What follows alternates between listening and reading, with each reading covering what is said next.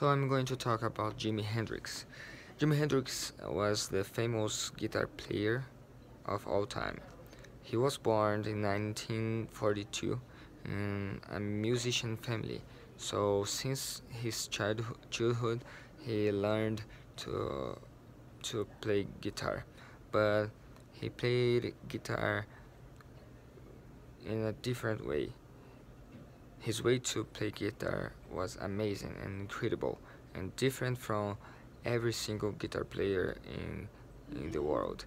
So when he started to play guitar in the first time he shocked everyone because his way to play guitar was really different and really complex because he played in a way that any guitar player could play.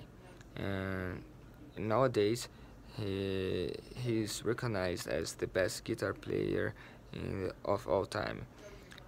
He was born in Seattle, Washington, and in Seattle, Washington, until nowadays, he has a lot of statues and a lot of things that make people remember him. And Jimi Hendrix became famous in England first, because it was really hard for him to become famous here in the United States. So he moved to England, and then he started playing with famous rock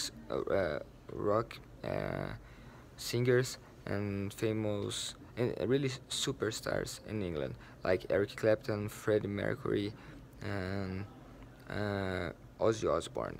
So he and B.B. King.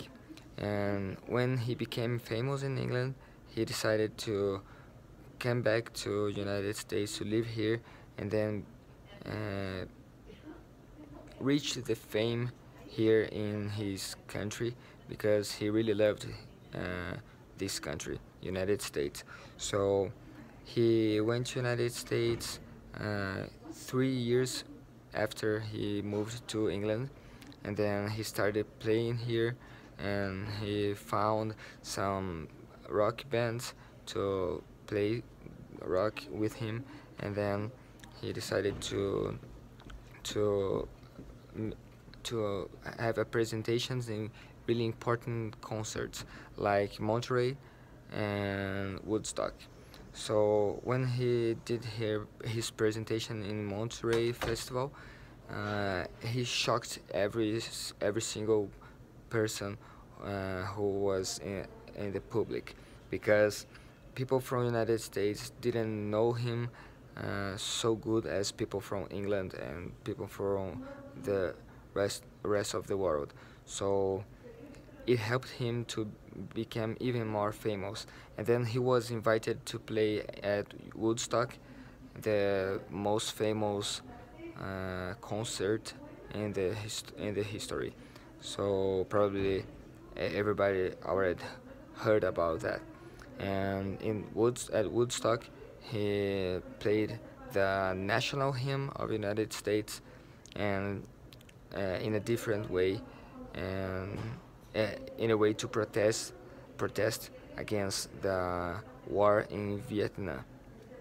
And then he did a really great presentation, because he hadn't uh, showed to the public all of his characteristics to play guitar.